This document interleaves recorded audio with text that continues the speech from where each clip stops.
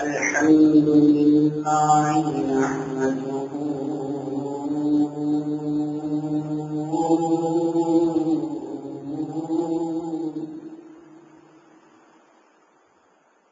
نحمده ونستعينه ونستغفره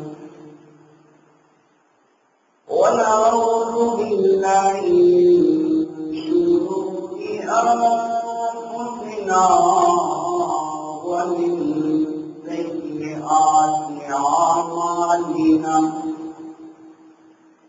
من يهده الله فلا مضل له ومن يضلل فلا هادي له ونشهد أن لا إله إلا الله وحده لا شريك له ونشهد أن محمدا عبده ورسوله قال الله تبارك وتعالى في كلامه المجيد والفرقان الحميد أعوذ بالله من الشيطان الرجيم لقد صدق الله رسوله الرؤيا بالحق لتدخلن المسجد الحرام إن شاء الله آمنين محلقين رؤوسكم ومقصرين لا تخافون فعلم ما لم تعلموا فجعل من دون ذلك فتحا قريبا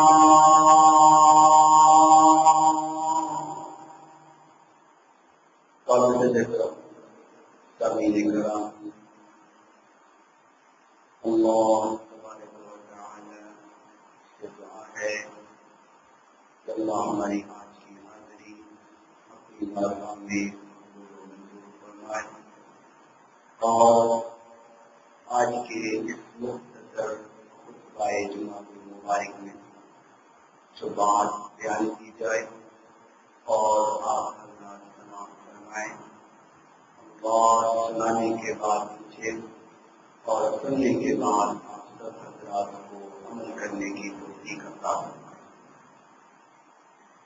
اس دنیا میں ہر جاندار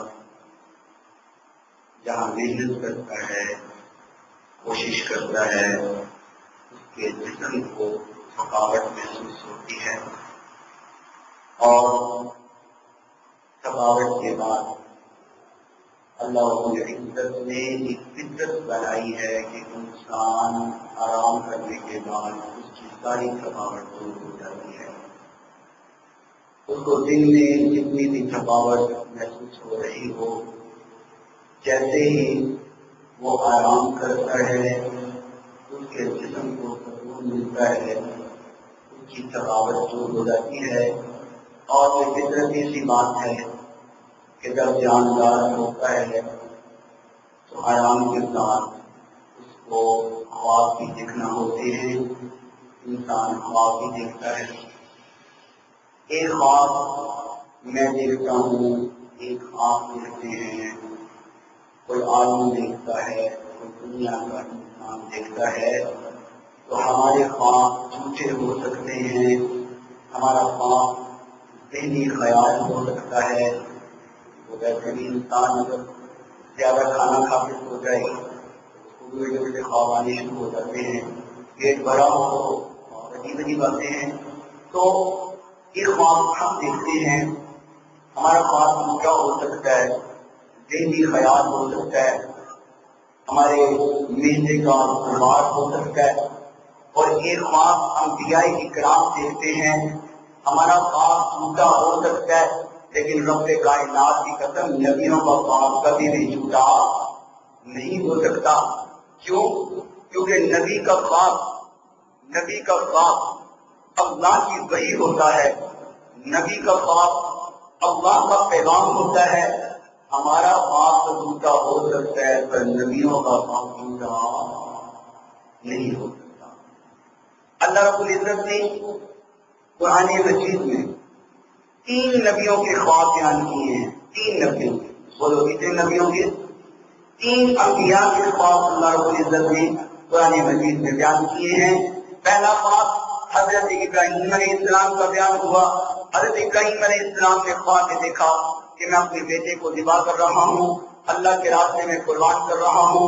تو حضرت ابراہیم علیہ السلام اپنے بیٹے سے فرماتے ہیں، اے میرے بیٹے، میں نے خواب دیکھا ہے، انی ارا فی المنام انی اذبحک فانظر ماذا تری، میں تمہیں اللہ کے راستے میں قربان کر رہا ہوں، تمہاری قربانی دے رہا ہوں۔ تو بیٹے نے کہا، یا ابت افعل ما تؤمر ستجدنی ان شاء اللہ من الصابرین۔ بابا جو خواب دیکھا ہے آپ اس کو پورا کر دیجئے، رہا میرا مسئلہ تو میں صبر کرنے والوں سے چھپوں گا، میں صبر کر کے آپ کو دکھاؤں گا۔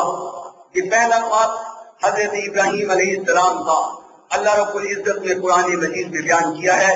اور پھر دوسرا خواب حضرت یوسف علیہ السلام کا اللہ رب العزت نے بیان کیا۔ حضرت یوسف فرماتے ہیں، اذ قال یوسف لأبیہ یا ابت انی رأیت احد عشر کوکبا والشمس والقمر رأیتهم لی ساجدین۔ حضرت یوسف علیہ السلام فرماتے ہیں، اے میرے بابا، میں نے خواب میں دیکھا ہے کہ مجھے 11 ستارے، چاند اور سورج سجدہ کر رہے ہیں۔ یہ حضرت یوسف علیہ السلام کا خواب ہے۔ دوسرا خواب حضرت یوسف علیہ السلام کا، اور پھر تیسرا خواب تیرے اور میرے پیر و مرشد جناب محمد رسول اللہ صلی اللہ علیہ وسلم کا بیان ہوا۔ تیرے اور میرے آقا نے خواب میں دیکھا کہ میں کعبۃ اللہ کا طواف کر رہا ہوں، میں کعبۃ اللہ کا طواف کر رہا ہوں اور صفا مروہ کی سعی کر رہا ہوں، میں حج کر رہا ہوں۔ یہ آقا نے خواب دیکھا۔ تو اللہ رب العزت نے تیسرا خواب تیرے اور میرے آقا کا قرآن مجید میں بیان کر دیا۔ توجہ کیجیے گا، اعوذ باللہ من الشیطان الرجیم، لقد صدق اللہ رسولہ الرؤیا بالحق۔ اللہ کریم فرماتے ہیں، اے میرے لاڈ پیغمبر، جو آپ نے خواب دیکھا، مجھے اپنے رب ہونے کی قسم ہے، میں آپ کے خواب کو سچ کر دوں گا، میں آپ کے خواب کو حق کر دوں گا۔ وہ خواب کیا ہے؟ اللہ رب العزت فرماتے ہیں، لَتَدْخُلُنَّ الْمَسْجِدَ الْحَرَامَ إِنْ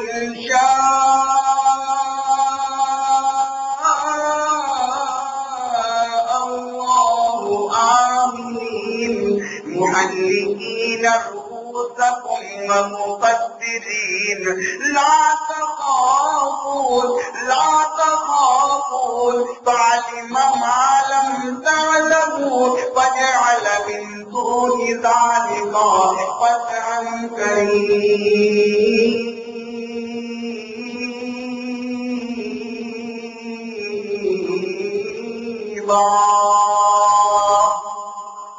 اللہ رب العالمین فرماتے ہیں کہ میں اپنے پیغمبر کا خواب سچ کر دوں گا، حق کر دوں گا، اور میرے نبی آپ مسجد حرام میں جائیں گے، مسجد حرام میں داخل ہو جائیں گے، امن کے ساتھ آپ کا داخلہ ہوگا اور آپ سر کو منڈوائیں گے، کچھ لوگ سر کے بال کٹوا لیں گے۔ تو میرے محترم زمین میں بات کرنا چاہتا ہوں، ہمارا خواب جھوٹ ہو سکتا ہے، ہمارا خواب ذہنی خیال ہو سکتا ہے، ہمارا خواب میرے کا خواب ہو سکتا ہے پر نبیوں کا خواب کبھی جھوٹا نہیں ہو سکتا۔ میرے آقا علیہ السلام کی عادت مبارکہ تھی، آقا فجر کی نماز پڑھا کر فارغ ہوتے اور آقا صحابہ کی طرف متوجہ ہو جاتے اور فرماتے اے میرے صحابہ کسی نے کوئی خواب دیکھا ہے تو وہ بیان کرے۔ کوئی صحابی اپنا خواب بیان کرتا، آقا اس کے خواب کی تعبیر پیش کر دیتے، وہ خواب بیان کرتا، آقا اس کی تعبیر بیان کر دیتے۔ اگر کوئی صحابی اپنا خواب بیان نہ کرتا تو آقا فرماتے میرے صحابہ آج رات میں نے یہ خواب دیکھا ہے۔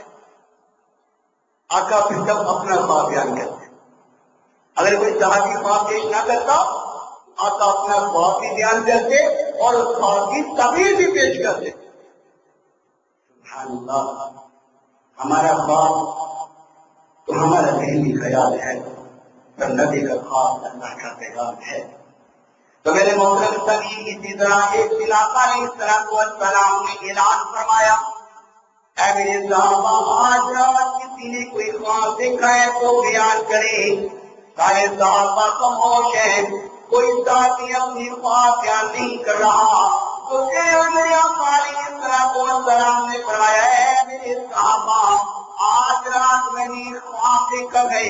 امام مسلم رحمۃ اللہ علیہ سے مسلم اس روایت کو نقل فرمایا آقا فرماتے ہیں آج رات میں نے خواب دیکھا، مجھے دو فرشتے اپنے ساتھ لے کے جا رہے ہیں، ساتھ لے کے جا رہے ہیں اور میں نے دیکھا ایک آدمی کو زمین پہ لٹایا ہوا، اس کے سر کے نیچے پتھر رکھا ہوا ہے اور ایک فرشتہ اس کے سر کی طرف کھڑا ہوا اور بہت بڑا پتھر اس کے سر میں مار دیتا ہے، ان کا سر پھسلنا شروع ہو جاتا ہے، پتھر دور جا کر کے گرتا ہے، فرشتہ پھر وہ پتھر اٹھا کے لاتا ہے، اس کا سر صحیح ہو جاتا ہے، پھر اس کے سر میں پتھر مارتا ہے، مسلسل عذاب ہو رہا ہے۔ آقا فرماتے اس کو عذاب کیوں دیا جا رہا ہے؟ وہ فرشتے کہتے ہیں آقا ذرا آگے چلیے نا۔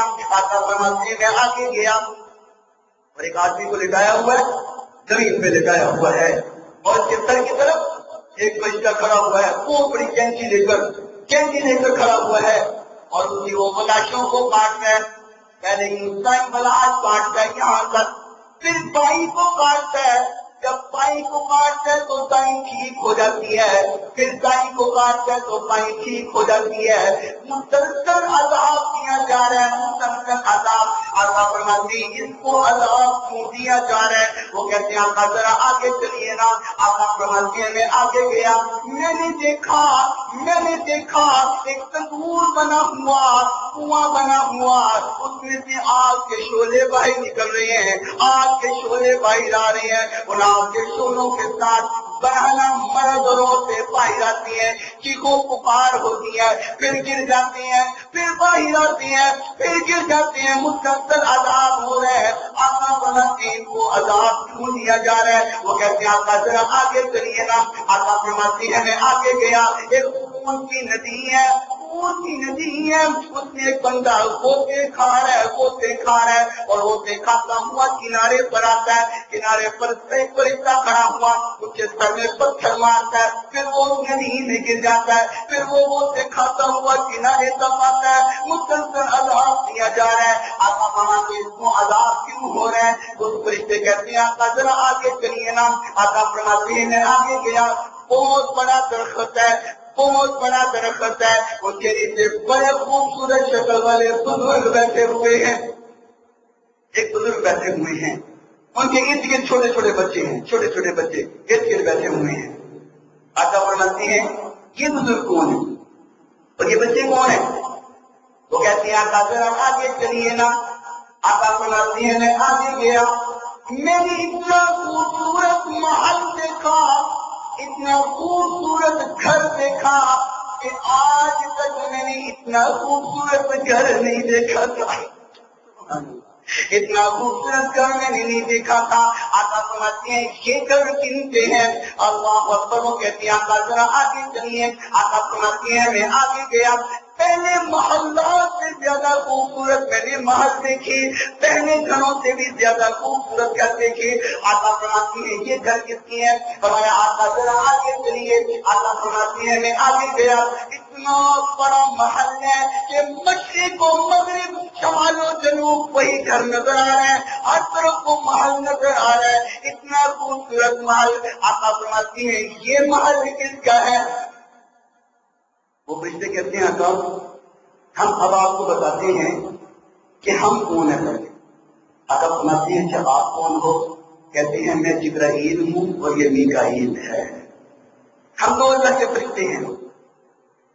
آقا فرماتے ہیں یہ جو اتنے مناظر میں نے دیکھے ہیں یہ کیا ہے؟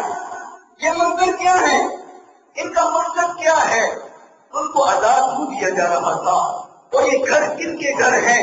وہ بزرگ کون تھے؟ وہ فرشتے کہتے ہیں آقا ہم آپ کو شروع سے بتاتے ہیں، شروع سے بتاتے ہیں، آپ نے جو جو کچھ دیکھا ہے ہم آپ کو شروع سے تفصیل سے بتاتے ہیں وہ کیا تھا۔ تو آقا نے سب سے پہلے کیا دیکھا تھا؟ یاد ہے کسی کو؟ یاد ہے؟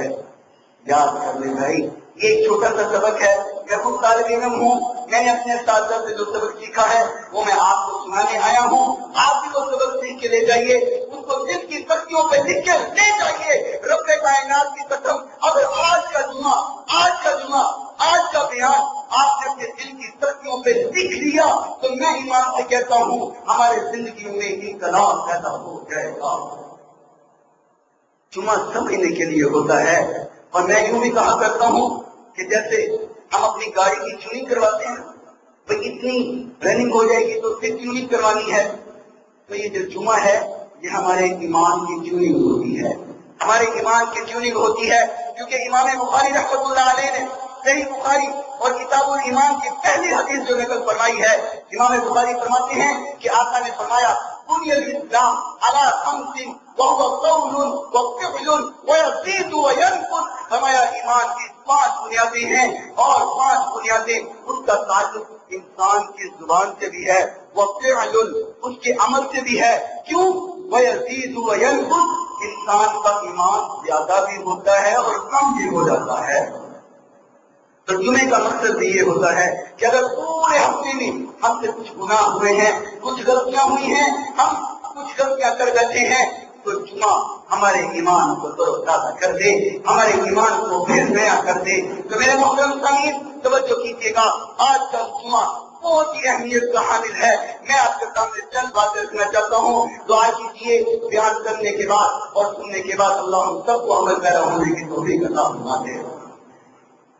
آقا فرماتے ہیں میں نے دیکھا کہ زمین پہ لٹایا ہوا ہے، پتھر کے ساتھ اس کے سر کو کچلا جا رہا ہے۔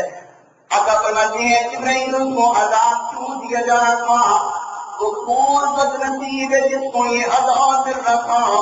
تو سیدنا جبرائیل امین فرماتے ہیں آقا کو وہ انسان تھا جو قرآن کو پڑھا ہوا تھا، جس نے قرآن کو یاد کیا ہوا تھا، لیکن فجر کے وقت وہ سویا رہتا تھا۔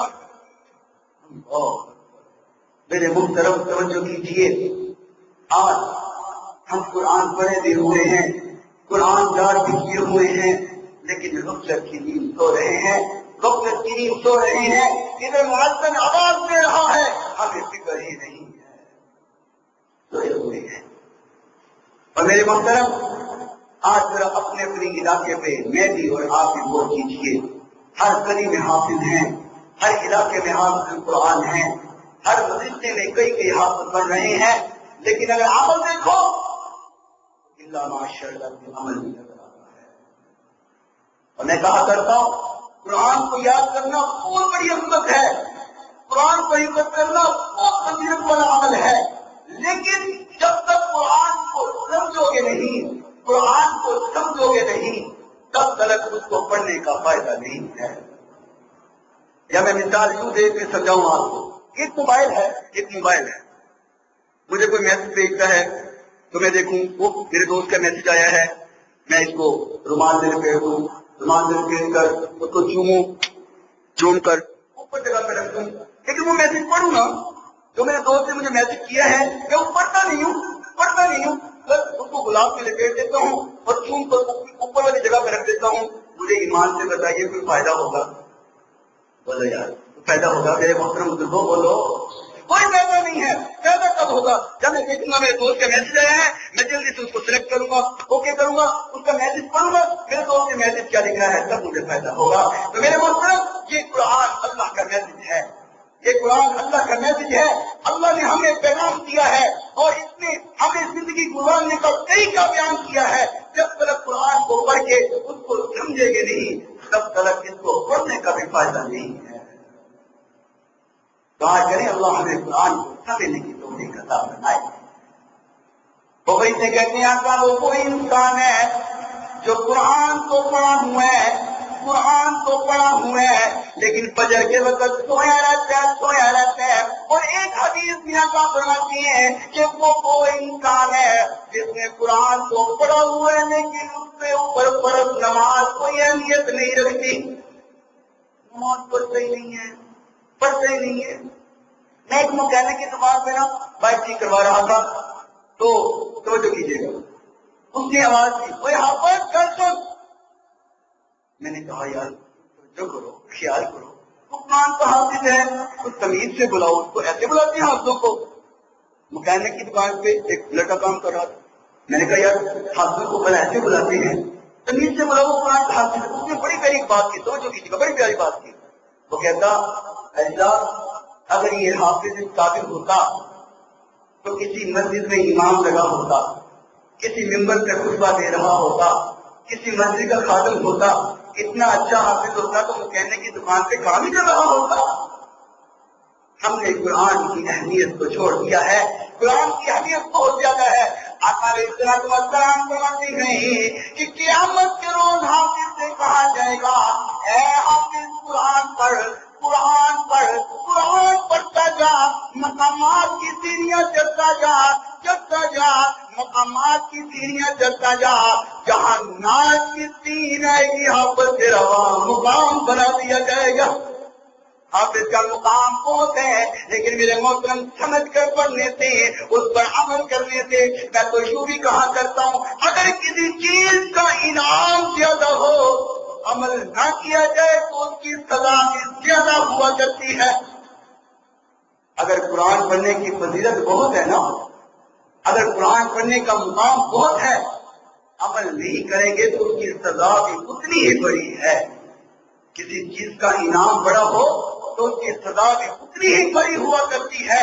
اگر اللہ نے رحمتیں زیادہ رکھی ہیں تو پر عمل نہ کرنے سے سزا بھی اتنی ہی بڑی رکھی ہوئی ہے۔ تو میرے محترم سامعین کا فرماتے ہیں پھر میں نے دوبارہ دیکھا ایک آدمی کو لٹایا ہوا ہے، اس کی ولاشوں کو کاٹا جا رہا ہے۔ آقا فرماتے ہیں وہ کون انسان ہے، اس کو عذاب کیوں دیا جا رہا ہے، اس کے ولاشوں کو کیوں کاٹا جا رہا ہے؟ تو ویسے فرماتے ہیں آقا وہ انسان ہے جو دنیا میں ہر بات جھوٹ کے ساتھ کیا کرتا تھا، ہر بات میں جھوٹ۔ اور آج کل ہمارے زمانے میں بھی جھوٹ کو اہمیت ہی نہیں ہے، ہمارے ہر طرف جھوٹ کو استعمال کیا جاتا ہے، ہمارے ناولوں میں، ہمارے ڈائجسٹ میں، کتابوں میں، فلموں میں، ڈراموں میں، ٹی وی پر، ریڈیو پر ہر طرف جھوٹ کا ایک جال بچھایا ہوا ہے اور لوگوں کو گمراہ کیا ہوا ہے، اور اس جھوٹ نے دین سے ہمیں دور کر دیا ہوا ہے۔ بلکہ ہم تو جھوٹ کو جھوٹ سمجھتے ہی نہیں ہے، ہم تو جھوٹ کو گناہ سمجھتے نہیں ہیں۔ جو جتنا بڑا جھوٹ بولتا ہے ہم کہتے ہیں یہی تو اصل بزنس مین ہے، یہی تو اصل بزنس مین ہے۔ دیکھا کیسے بات کو گھماتا ہے اور کیسے لوگوں کو گمراہ کرتا ہے، یہی تو اصل بزنس مین ہے، یہی تو پڑھا لکھا ہے، یہی تو ایجوکیٹڈ لوگ ہیں جس کو جھوٹ بولنا آتا ہے اور لوگوں کے ساتھ ڈیل کرنا آتا ہے، یہی تو اصل ایجوکیٹڈ لوگ ہیں۔ اور پھر ہم بات کو گھمانے کو بھی جھوٹ نہیں سمجھتے۔ کس سے پوچھا جائے گا بھائی آپ نے نماز پڑھی ہے، کیسا پڑھی؟ دوسرا کہتا ہے بھائی میں تیرے ساتھ تھا، تم نے تو نماز نہیں پڑھی، تم نے جھوٹ بول دیا نماز پڑھی ہے، کہتا نہیں اصل میں اس نے زور کے بارے میں پوچھا کہ میں نے تو فجر کی پڑھی تھی، تو میں نے تو کہا فجر کی پڑھی ہے۔ ہم اس کو بھی جھوٹ نہیں سمجھتے، ہم کہتے تھے چکر دے رہے نا، چکر دے رہے۔ اللہ رب العالمین قرآن مجید میں فرماتے ہیں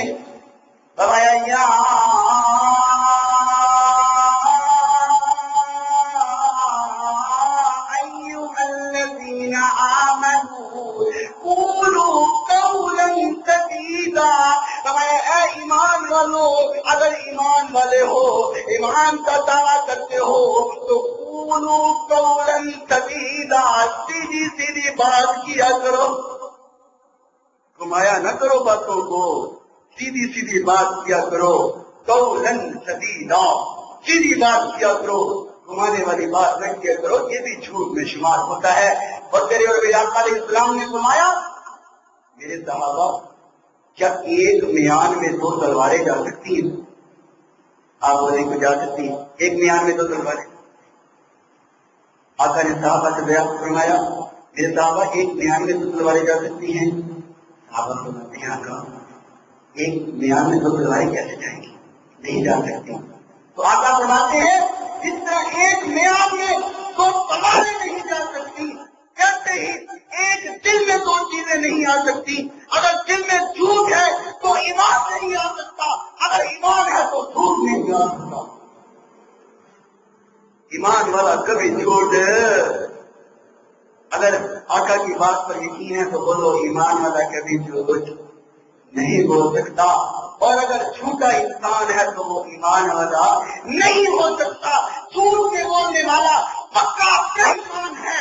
میں اپنے سے نہیں کہتا، آقا کا بیان کر رہا ہوں۔ آقا نے بنایا ہے جو جھوٹ بولتا ہے وہ ایمان والا نہیں ہو سکتا۔ جھوٹے بندے کے دل میں ایمان نہیں ہو سکتا۔ وہ نماز پڑھے، روزہ رکھے، حج کرے، زکات دے، غیبوں میں خرچ کرے، جتنا مرضی عمل کرتا رہے، اگر جھوٹ بولنے والا ہے تو وہ ایمان والا نہیں ہو سکتا ہے۔ میرے محترم، میں کسی کو طعن و تشنیع نہیں کر رہا، کسی کو برا نہیں کہہ رہا، ایک ذکر دے کے جانا چاہتا ہوں، ایک ذکر دے کے جانا چاہتا ہوں۔ اپنا اپنا کمپیریزن کر لو، اپنا اپنا موازنہ کر لو، اپنے اپنے دل میں جان کے دیکھ لو، میں جھوٹ بولتا ہوں کہ سچ بولتا ہوں، میں کتنا جھوٹا ہوں، میرے پولو پیل میں کتنا سلوک ہے، میرے پولو پیل میں کتنا عقل ہے، کتنا اس میں ڈفرنس بنا ہوا ہے۔ کبھی اپنے دل میں جھانک کر دیکھ لو، کہیں میں بے ایمان تو نہیں کر رہا، کہیں میرا ایمان ضائع تو نہیں ہو رہا، کہیں میرا ایمان ختم تو نہیں ہو رہا۔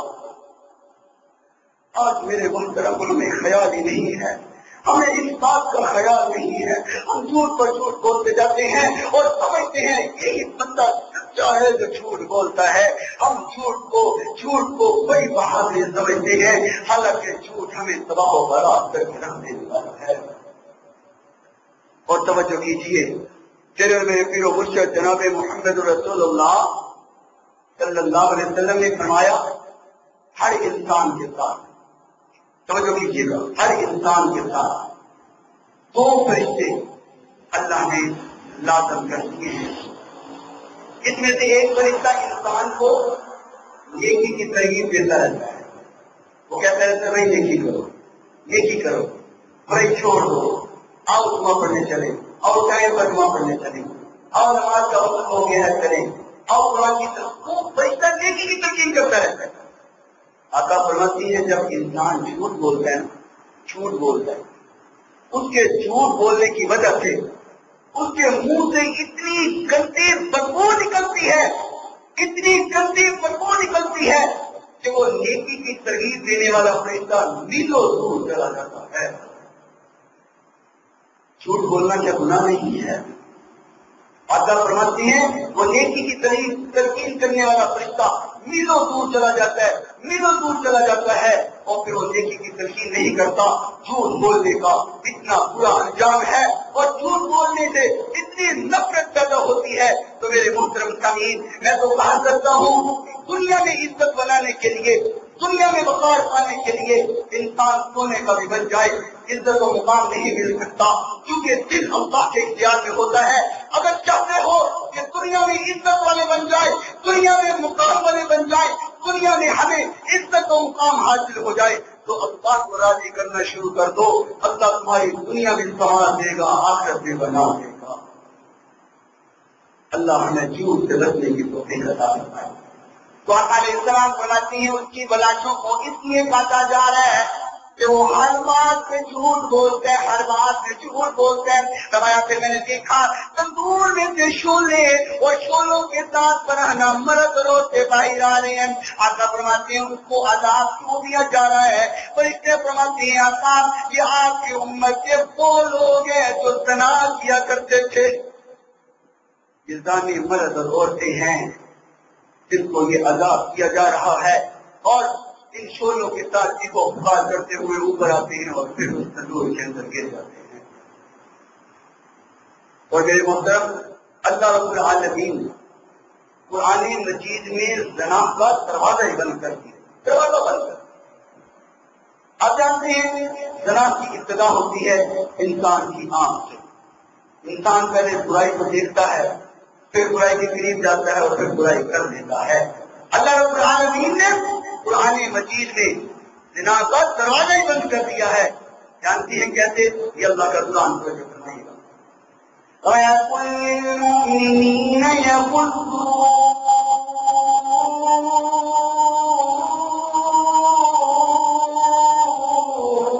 مِنْ أَبْصَارِهِمْ، فرمایا اے ایمان والو، اے مومنو، اے مومنین تجارت، یغضوا من ابصارہم، اپنی نظروں کو نیچے رکھا کرو، وَيَحْفَظُوا فُرُوجَهُمْ، اور اپنی عزت کی خود حفاظت کیا کرو، اپنی عزت سے خود رکھنے والے بن جاؤ۔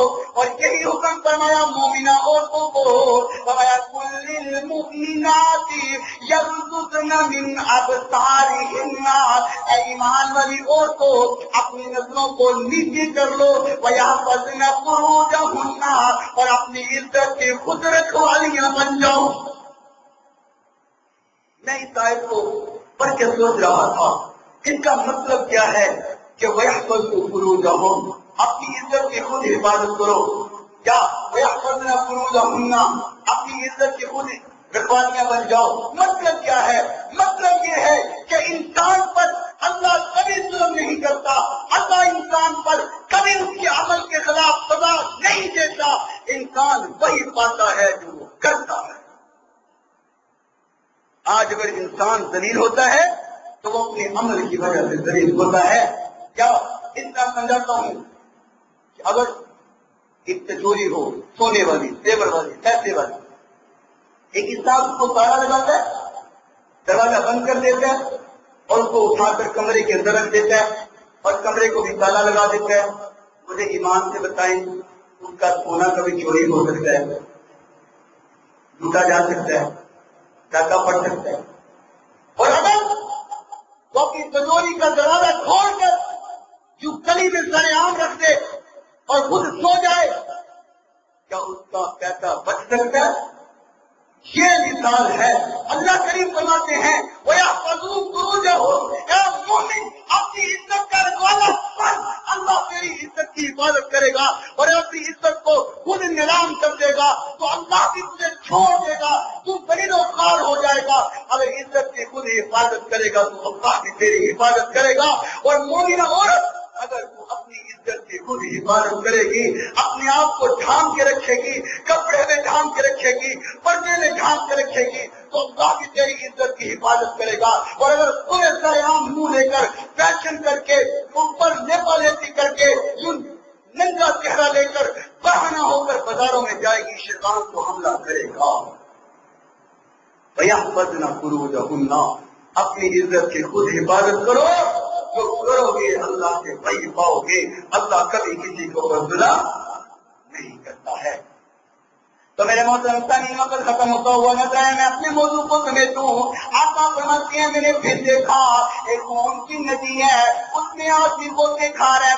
آقا فرماتے ہیں یہ انسان کون ہے جو غوطے کھا رہے، اس کو عذاب دیا جا رہا ہے؟ وہ فرشتے کہتے ہیں آقا یہ وہ انسان ہے جو دنیا میں سود کھایا کرتا تھا، یہ سود کھایا کرتا تھا۔ آج ہم سود کو کاروبار سمجھتے ہیں، آج ہم سود کو اپنا بزنس سمجھتے ہیں۔ ہم سمجھتے ہیں اگر سود نہ لیا جائے، سود نہ دیا جائے تو بزنس نہیں ہو پاتا۔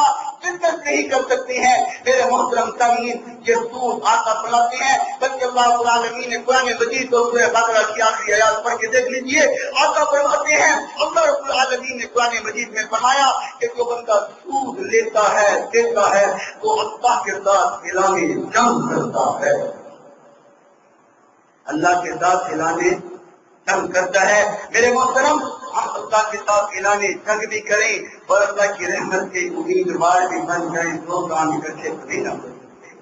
ہم ایک آدمی کے ساتھ لڑائی بھی کرتے رہیں، اس کے ساتھ جھگڑا بھی کرتے رہیں اور پھر اس کو اپنا دوست بھی کہیں، دونوں کام اکٹھے تو نہیں نہ ہو سکتے۔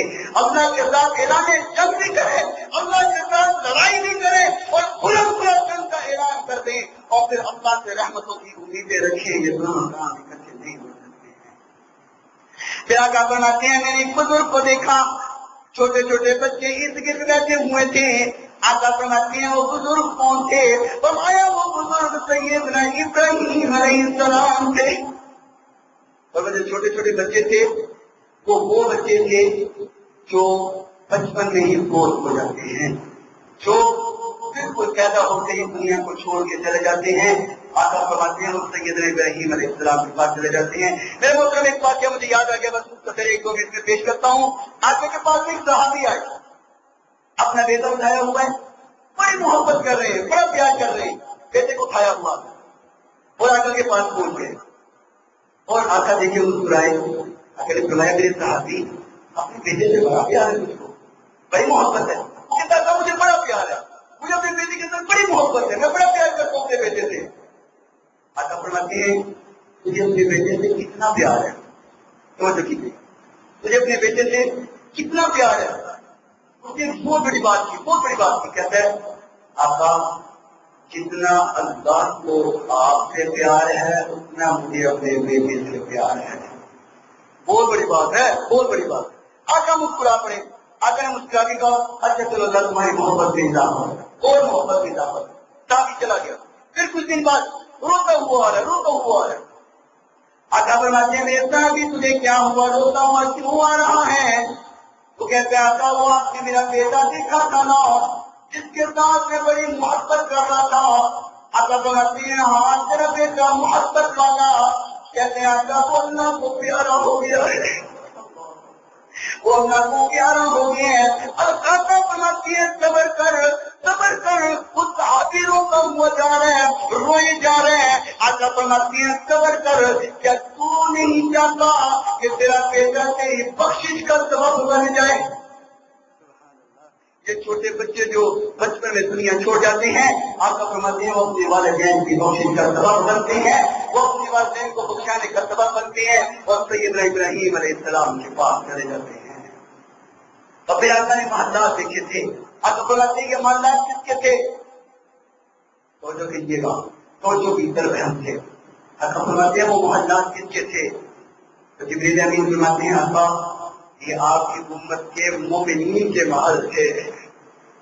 دعا کیجیے اللہ ہم سب کو وہ محلات عطا فرما دیں۔ یہاں پہ اتنا مجمع بیٹھا ہے، اگر بلند آواز سے آمین کہہ دیں تو مسجد گونج جائے تو یہ مسجد کی دیواریں گواہ بن جائیں گی۔ اللہ وہ جو مومنین کے تم نے گھر بنائے ہیں ان گھروں کا ہم سب کو مالک بنا دے۔ آقا فرماتے ہیں وہ جو اس کے بعد خود سے زیادہ خوبصورت محل تھے وہ کن کے تھے؟ جبریل امین فرماتے ہیں آقا وہ شہداء کے محل تھے۔ شہداء کا مرتبہ تھوڑا سا الگ ہے نا مومنین، عام مومنین سے، انہوں نے جان کی قربانی دی ہوتی ہے، ان کا مقام تھوڑا سا الگ ہے۔ آقا فرماتے ہیں ان کے محل کے، تو آقا فرماتے ہیں یہ محل کس کا ہے؟ تو اتنا بڑا محل ہے، مشرق و مغرب نظر آ رہا ہے، اتنا خوبصورت محل۔ آقا فرماتے ہیں یہ محل کس کا ہے؟ تو جبریل امین فرماتے ہیں آقا یہ آپ کا محل ہے۔ پھر کہو سبحان، ہمارے آقا کی بات آئی ہے جس کو محبت ہے وہ پھر کہے سبحان۔ وہ محل پتہ کون سا ہے؟ ہم اذان سن کے دعا پڑھتے ہیں، اتنا پڑھتے ہیں نا کیا بلا اللہم رب هذه الدعوة التامة آگے والصلاة القائمة آگے آت محمد الوسیلۃ والفضیلہ۔ یہ جو ہم دعا کرتے ہیں نا اللہ اپنے نبی کو مقام وسیلہ عطا فرما. آقا فرماتے ہیں وہ جو میں نے محل دیکھا وہ مقام وسیلہ تھا، وہ مقام وسیلہ تھا جو اللہ نے مجھے دکھایا. تو میرے محترم سامعین، یہ 8 منظر آقا نے اپنی ایک خواب میں دیکھے. 8 منظر یعنی کہ پہلا، جو قرآن پڑھ کے سویا رہتا ہے اس کا عذاب دیکھا. اللہ ہم سب کو قرآن پر عمل کرنے کی توفیق عطا فرمائے. دوسرا منظر دیکھا کہ جو جھوٹ بولتا ہے اس کی سزا دیکھی. اللہ ہم سب کو جھوٹ سے محفوظ فرمائے. اور پھر تیسرا منظر دیکھا کہ جو زنا کرتے ہیں ان کی سزا دیکھی. اللہ ہمیں زنا سے محفوظ فرما دے. اور جو سود کھانے والے کا منظر دیکھا اس کی سزا دیکھی. اللہ ہمیں سود سے محفوظ فرما دے. 5واں حضرت ابراہیم کو دیکھا، بچے میں فوت ہو جانے والے بچے دیکھے، جس کے بچے فوت ہو جاتے ہیں اللہ کو صبر کرنے کی توفیق عطا فرمائے. اور 6واں مومنین کے گھر دیکھے، اللہ ان گھروں کا ہمیں مالک بنا دے. اور 7واں شہداء اور مجاہدین کے گھر دیکھے، اللہ شہادت کی ہمیں موت عطا فرمائے. اور 8واں آقا نے اپنا گھر دیکھا، اپنا محل وسیلہ دیکھا. اللہ اپنے نبی کو مقام وسیلہ عطا فرما. وآخر دعوانا ان الحمد للہ رب العالمین.